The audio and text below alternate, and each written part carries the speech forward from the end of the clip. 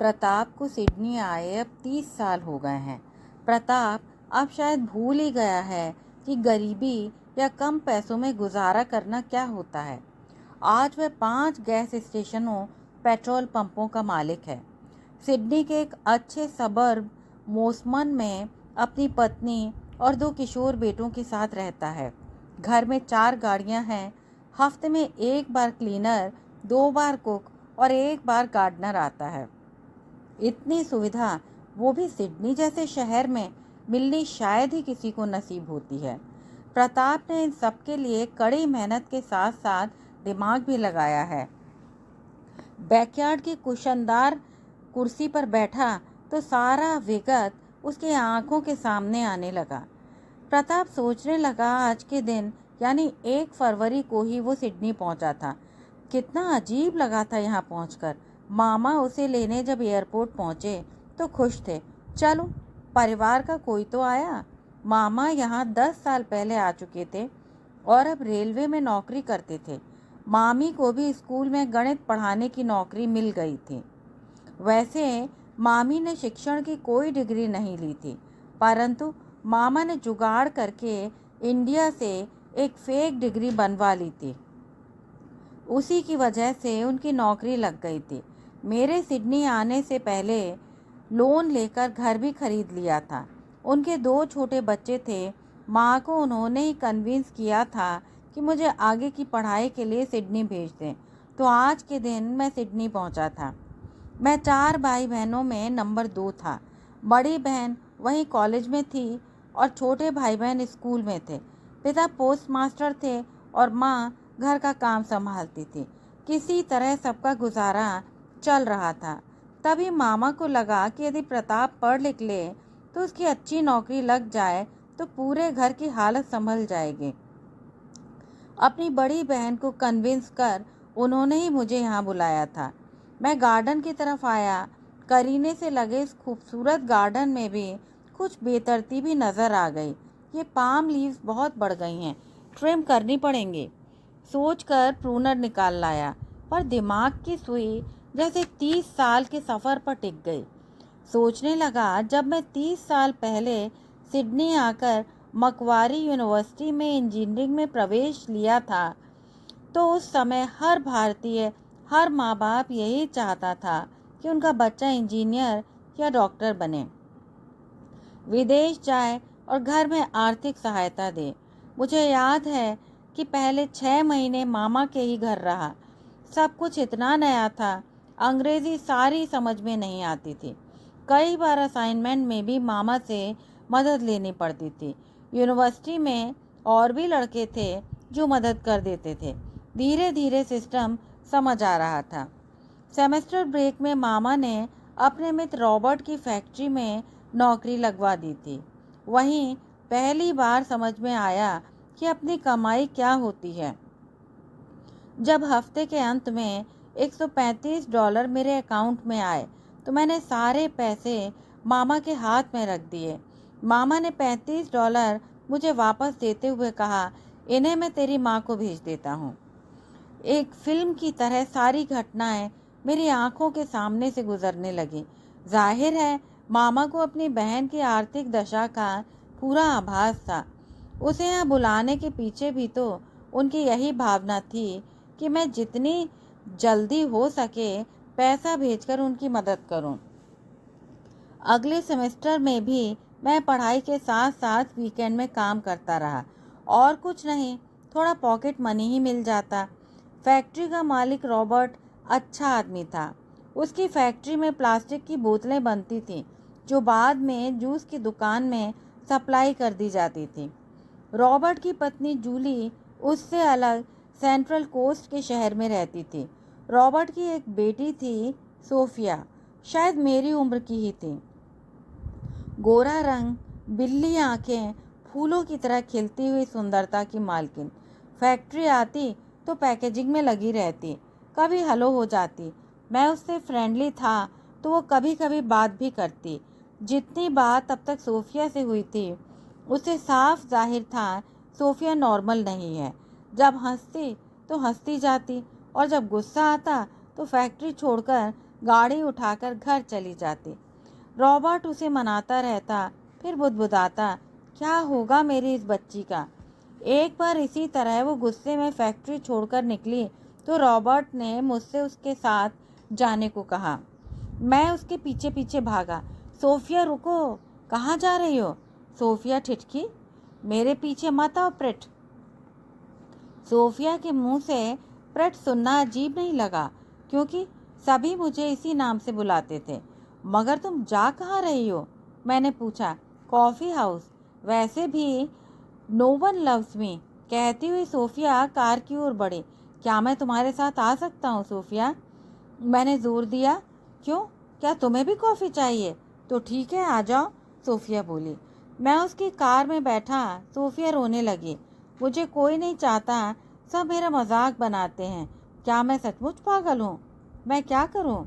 मैंने उसका हाथ सहलाया। नहीं नहीं, तुम्हारे पिता तुम्हें बहुत चाहते हैं और हम सब भी।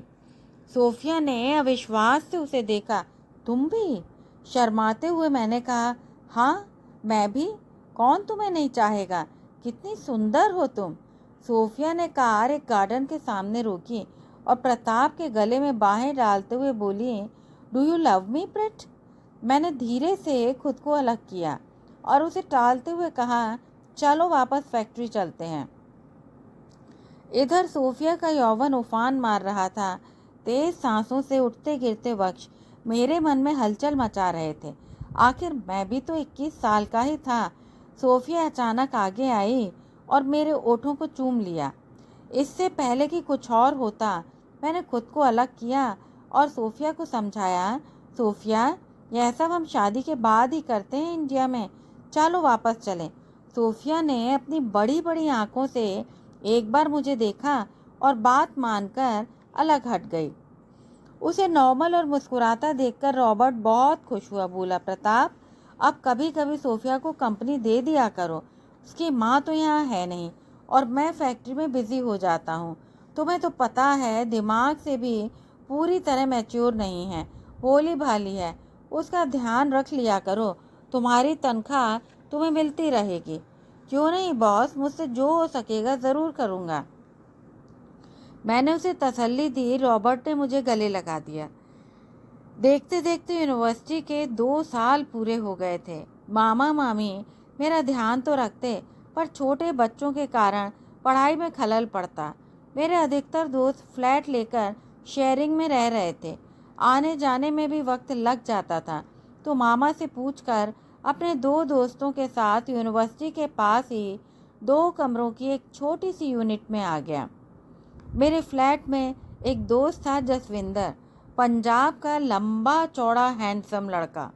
लड़कियां पटाना और काम निकलवाना उसकी आदत में शुमार था। और दूसरा लड़का था डेविड, जो मेरी तरह सीरियस था। हम तीनों एक ही यूनिवर्सिटी की बस पकड़ते। मैं क्लास के बाद फैक्ट्री में चला जाता। काम के भी सोफिया के साथ गपशप लगा लेता। कभी सोफिया मेरे साथ कॉफ़ी शॉप में चली जाती, फिर मैं घर जाकर सो जाता। बस यही रूटीन बन गया था मेरा। नौकरी के पैसे से किराया देता और कुछ पैसे बचाकर माँ बाप को भी भेज देता। कभी कभी चिंता सताती कि पढ़ाई के बाद क्या होगा, नौकरी नहीं मिली तो। जैसे जैसे चौथे साल का आखिरी सत्र करीब आ रहा था, सभी लड़के जॉब के लिए एप्लीकेशन लगा रहे थे। मैंने भी कई नौकरियों के लिए अप्लाई किया था, परंतु कहीं से भी कोई उत्तर नहीं आया था। जी घबरा रहा था। एक दिन मैं डेविड से बातें कर रहा था कि क्या होगा, परमानेंट रेजिडेंसी मिलेगी या नहीं, खाली हाथ वापस इंडिया जाना पड़ेगा तो बाहर आने और पढ़ाई करने का फ़ायदा क्या। तभी जस अपने कमरे से बाहर आकर बोला, खोतो क्या बातें कर रहे हो, परमानेंट रेजिडेंट बनना है तो अपना तो सिंपल फंडा है, एक ऑजी लड़की पता कर शादी कर लो, परमानेंट रेजिडेंट तो क्या सिटीजनशिप भी मिल जाएगी। वह ज़ोर ज़ोर से हंसने लगा। पर तू तो इंगेज है ना, तूने कहा था कि बड़ी सुंदर कुड़ी है, डेविड ने पूछा। है तो सही, पर उसे क्या पता चलेगा, आज कोर्ट मैरिज की, उधर 2 साल बाद डिवोर्स। जसविंदर हंस रहा था। मुझसे रुका नहीं गया, बड़ा कमीना है तू, और तू तो सबसे बड़ा फट्टू है। इन औजी लड़कियों के साथ उम्र थोड़े ही गुजारनी है, मज़े मारो और छोड़ दो। और फिर मैं शादी करूँगा अपने चाइल्डहुड लव से, मेरी स्वीट हार्ट शन्नो रानी से। जो बात उसमें है वो यहाँ की गोरियों में कहाँ। जब उसे पता लगेगा ये सब तो तुम्हें कैसे माफ़ करेगी। डेविड की बात सुनकर जसविंदर बोला, मना लूँगा अपनी शन्नो को। बड़े आत्मविश्वास से जस ने कहा। फिर जाते जाते पलटकर बोला, मैं तो कहता हूँ तुम लोग भी यही करो। शीघ्र ही अंतिम परीक्षाएं भी हो गईं। अब क्या हो। डेविड को नौकरी का ऑफर आ गया। जसविंदर ने प्लान के मुताबिक लॉरेंस से शादी कर ली और शायद मैं सबसे बेवकूफ़ सीधा था जो कुछ सोच न पा रहा था। काम करने में इतना व्यस्त रहा कि गर्लफ्रेंड कोई बनाई नहीं, नौकरी ऑफर आई नहीं। अब एक ही चारा था कि जॉब एप्लीकेशन लगाओ और इंतज़ार करो। अक्सर माँ पूछती कि कहीं नौकरी लगी। पिताजी उससे बड़ी उम्मीदें लेकर बैठे थे।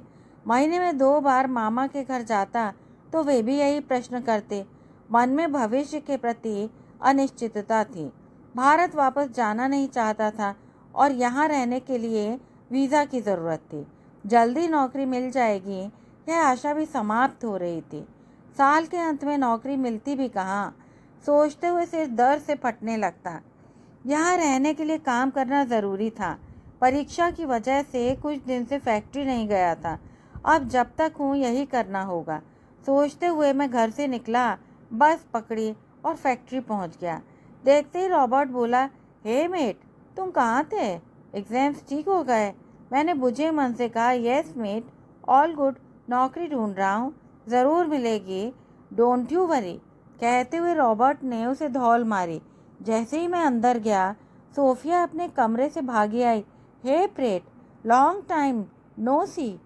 वो हंसकर मुझे किस कर रही थी कि अचानक मेरे दिमाग में कुछ कौंधा। एक आइडिया, ऐसा आइडिया जो मेरी सभी चिंताओं को दूर कर सकता था। मैंने सोफिया से हिम्मत करके कहा, I miss you too Sophia. Sophia ने मेरी तरफ देखा और मैंने सोफिया की तरफ। शायद पहली बार इतने इंटरेस्ट से देखा। हम दोनों की आंखें मिली। सोफिया की भूरी आंखें खुशी से चमक रही थी। उसका मासूम दिल धड़क रहा था। मैंने मजबूती से उसका हाथ पकड़ा और कहा, शाम को काम के बाद कॉफ़ी के लिए चलें? सोफिया ने कहा, श्योर, वी विल गो। खुशी खुशी वो अंदर भाग गई। शाम को रॉबर्ट से कहकर हम दोनों कॉफ़ी के लिए गए। रॉबर्ट को मुझ पर पूरा विश्वास था। कार में सोफिया की खुशी देखते ही बनती थी। बैठते ही उसने मेरे हाथ पर हाथ रख दिया। एक हाथ से गाड़ी चलाते चलाते कहने लगी, प्रेट, आई लव यू। मैंने भी उसका हाथ चूमा और बोला, आई लव यू टू। हाथ में हाथ थामे हम कॉफ़ी हाउस पहुँचे। उसका गाल चूमकर मैंने धीरे से पूछा, शादी करोगी मुझसे? सोफिया के दिल की धड़कन जैसे रुक गई। शर्म से गाल गुलाबी हो गए, आंखों में लाल डोरे तैरने लगे। बहुत ही भावुक किस्म की लड़की थी। इतनी बड़ी खबर पर आंखों में आंसू आ गए। सोफिया एक ऐसी लड़की थी जिसका दिल पानी की तरह स्वच्छ था, जिसके मन में मैल तो क्या, किसी के लिए दुर्भावना भी न थी। सुंदर ऐसी कि मोनालिसा तस्वीर से उतरकर उसमें समा गई हो। सच है, जब भगवान इतना कुछ देता है तो कुछ कमी छोड़ ही देता है। सोफिया मन से बहुत भोली और भावुक थी, दुनियादारी कुछ समझती न थी। हम दोनों कुछ देर आपस में लिपटे बैठे रहे, जाने कितनी देर तक किस करते रहे, एक दूसरे को सहलाते रहे। मन जब बेकाबू होने लगा तो मैं उठ खड़ा हुआ। चलो रॉबर्ट से तो बात करें। लौटकर मैंने रॉबर्ट से सोफिया का हाथ मांगा। Can I marry your daughter? What? My son, तुमने क्या कहा? फिर से कहो माय सन। रॉबर्ट जैसे विश्वास नहीं कर पा रहा था। मैं सूफिया से प्यार करता हूँ, क्या मैं उससे शादी कर सकता हूँ? मैंने दोहराया। रॉबर्ट ने आगे बढ़कर मुझे गले से लगा लिया। You don't know my son, तुमने मेरी कितनी बड़ी परेशानी हल कर दी। गॉड ब्लेस यू माय सन।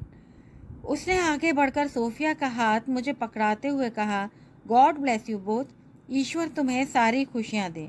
मामा को पता लगा तो उनका फ़ोन आया, प्रताप पुत्र, तुमने जो किया सोचकर ही किया होगा। तुम्हें सोफिया के बारे में पता ही होगा। एक बार फिर सोच लो। रॉबर्ट मेरा बहुत अच्छा दोस्त है। कुछ ऊंच नीच न हो, इसका ध्यान रखना। मैंने मामा को तसल्ली दी। बस इतना अनुरोध जरूर किया कि अभी वीज़ा औपचारिकताओं को पूरा करने के लिए कोर्ट मैरिज ही करेंगे, तो इंडिया में किसी को न बताएं। बाद में जब इंडियन रीति रिवाज से शादी करेंगे तो पूरे परिवार को बुला लेंगे।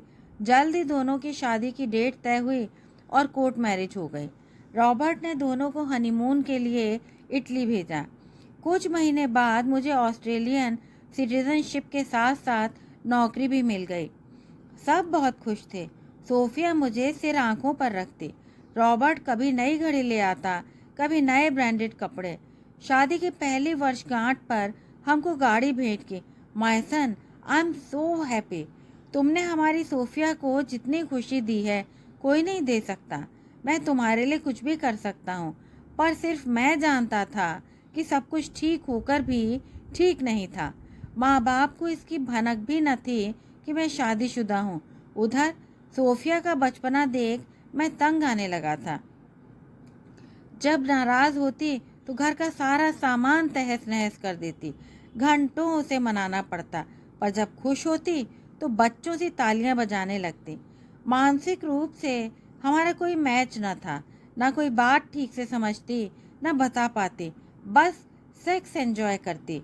ऐसा लगने लगा था कि मैंने किसी सेक्स डॉल से शादी कर ली हो। कब तक चलेगा यह नाटक? मेरे मन में सोफिया के प्रति जो प्रेम था धीरे धीरे चिढ़ में बदल रहा था। मैं नौकरी से देर से आता तो सोफिया रोती मिलती। अपना ऑफिस का काम कर रहा होता तो आकर छेड़खानी करने लगती। एक दिन खींचकर मैंने कह ही दिया, Sophia, I am fed up with you. मैं तुमसे तंग आ गया हूँ। Please for God sake leave me alone. भगवान के लिए मुझे अकेला छोड़ दो। मुझे नहीं मालूम मैंने तुमसे शादी क्यों कर ली। इतना कहना ही था कि हतप्रभ सी सोफिया ने मुझे देखा, जोर से रोती अपने कमरे में भागी। इससे पहले कि मैं कुछ करता वो अपना बैग उठा कार में बैठ अपने पिता के घर निकल गई। मुझको पता था मैंने सोफिया के मासूम दिल को चोट पहुंचाई है और वो मुझे कभी माफ़ नहीं करेगी, पर मन में किसी कोने से आवाज़ आई, चलो अच्छा हुआ उससे पीछा छूटा। आखिर कब तक उसे झेलता मैं? माँ से क्या कहता? रूप की परी तो लाया हूँ, पर दिमागी हालात ठीक नहीं हैं। 1 घंटे के बाद ही रॉबर्ट का फ़ोन आया। माय सन, ये तुमने अच्छा नहीं किया, मेरी बेटी का दिल दुखाया। मैंने कुछ ज़्यादा कहना ठीक न समझा। ऑफिस के काम में बिजी हो गया। सोफिया गई तो 1 हफ्ते तक नहीं आई। मैंने तो जैसे उससे पीछा छुड़ाने की ठान ही ली थी। उस दिन ऑफिस में बैठा था कि मामा का फ़ोन आया। प्रताप, मुझे तुमसे यह उम्मीद नहीं थी। मैं सोच भी नहीं सकता था कि तुम मेरे दोस्त रॉबर्ट की बेटी के साथ ये हरकत करोगे। मामा, ऑफिस का बहुत काम है। मैं हर वक्त उसके आगे पीछे तो नहीं घूम सकता। बस कुछ कह दिया तो नाराज़ हो गई। मैंने मामा को सफाई दी, बात ये नहीं है, तुम भी और इंडियंस की तरह निकले। जब तुम उससे शादी के लिए मान गए थे तभी से मुझे तुम पर शक था। सिटीजनशिप और नौकरी मिलते ही सोफिया बुरी लगने लगी। अब उसे छोड़ देना चाहते हो? मामा गुस्से में कह रहे थे। नहीं मामा, मैं उसे मना लाऊंगा, मैंने बुझे मन से कहा। तुम समझते क्या हो? तुमने मासूम लड़की का ट्रस्ट तोड़ा है। रॉबर्ट का फ़ोन आया था, वो कभी भी सोफिया को तुम्हारे पास नहीं भेजेगा। मामा ने कहा। नहीं मामा, ऐसा नहीं है, मैं उसे मना लूँगा। कहने को तो मैंने कह दिया, पर मुझे पता था कि मैं ऐसी भूल कभी भी नहीं करूँगा। मैं एक इमोशनली चैलेंजिंग लड़की के साथ ज़िंदगी गुजारने को तैयार नहीं था। शायद कुछ दिन तक रॉबर्ट ने मेरे आने और माफ़ी मांगने का इंतज़ार किया और फिर टूटे दिल से डिवोर्स के पेपर्स भेज दिए। मामा ने सुना तो फ़ोन पर सिर्फ इतना कहा, प्रताप, एक बच्चे से बढ़कर तुम्हारे लिए सब कुछ किया और तुमने मेरा विश्वास तोड़ा, रॉबर्ट को धोखा दिया और उस मासूम सोफिया के दिल के टुकड़े टुकड़े कर दिए। समझ लो कि मेरे लिए तुम मर गए। मैंने तलाक के पेपर्स पर साइन कर दिए और दूर एक कंट्री साइड में गैस स्टेशन खरीद लिया। दिल में जो गिल्ट था वो किसी तरह मैं उससे उबर न पाता था। अब मैं अकेला रहता, खुद खाना बनाता, खाता। माँ को मामा ने पहले ही बहुत कुछ बता दिया था। जब माँ ने पूछा तो मैंने कुछ भी नहीं छिपाया। जल्दी बड़ी बहन की शादी हो गई। माँ कुछ ही दिन के लिए ऑस्ट्रेलिया आई तो मुझे समझाया, देखो प्रताप, इंडिया में किसी को इस बारे में नहीं पता। तुम्हारा और सोफिया का साथ बस इतना ही था। अब अपनी ज़िंदगी को कब तक रोकोगे? मैं चाहती हूँ तुम अब अपना घर बसा लो। और हाँ, छोटे को भी यहीं बुलाकर पढ़ा लेते तो उसका जीवन भी बन जाता। मैंने माँ की बात को समझा, पर सोफिया मन के कोने में कहीं अब भी थी। एक अपराध भाव भी था, पर छोटे भाई की शिक्षा का प्रबंध कर दिया। छोटा भाई अगले साल सिडनी के एक विश्वविद्यालय में आ गया। हर वीकेंड मेरे पास आता और बड़े भाई का फर्ज निभाते हुए मैं उसे बाहर घुमाने ले जाता, कभी शॉपिंग करा देता, पढ़ने को उत्साहित करता। मुझे भी जीवन का कुछ मकसद मिला। जब 3 साल बाद इंडिया गया तो माँ ने अपनी सहेली अमिता आंटी की बेटी मेघा से मिलाया। मेघा एक इंटेलिजेंट, पढ़ी लिखी, एवरेज लुकिंग लड़की थी। जल्द ही हम दोनों घुल मिल गए। मैंने मेघा से कुछ भी न छिपाया। मेघा ने धैर्य से मेरी बातें सुनी और यही कहा, प्रताप, जो भी हो गया उसे तो बदल नहीं सकते। अच्छा लगा कि तुमने मुझ पर ट्रस्ट किया। जल्दी ही हमारी शादी हो गई और हमने अपनी नई जिंदगी शुरू की। कुछ सालों में छोटे भाई संदीप ने मेडिसिन की पढ़ाई पूरी की और डॉक्टर बन गया। छोटी बहन की शादी यहीं सिडनी में संदीप के डॉक्टर दोस्त से हो गई। कुछ वर्षों बाद माता पिताजी भी सिडनी आ गए। पत्नी, बच्चों, भाई बहन, माता पिता से भरे पूरे परिवार में रहकर मैं भूल चुका था कि सोफिया भी कभी मेरी ज़िंदगी का एक हिस्सा थी। अपनी व्यस्त ज़िंदगी में मुझे कभी यह जानने की ज़रूरत ही महसूस नहीं हुई कि सोफिया कहाँ है और कैसी है। वह सोफिया जिसे उसने स्टेपिंग स्टोन की तरह इस्तेमाल किया था, क्या मुझे भूल पाई होगी या माफ़ कर पाई है? और उम्र के इस पड़ाव पर जब मेरे पास सब कुछ है, अचानक सोफिया जैसे मेरी आंखों के सामने आकर खड़ी हो गई है और अपनी मासूम आंखों से देखते हुए मुझसे प्रश्न पूछ रही है, वाई प्रिट, वाई मी? और मैं निशब्द, निरुत्तर सोच रहा हूँ कि क्या वाकई मैंने अपने दिमाग के कंप्यूटर से सोफिया की फाइल पूरी तरह डिलीट कर दी थी। कहानी बस इतनी ही। यदि आपको ये कहानी अच्छी लगी हो तो कृपया चैनल को लाइक, शेयर और सब्सक्राइब अवश्य करें। धन्यवाद।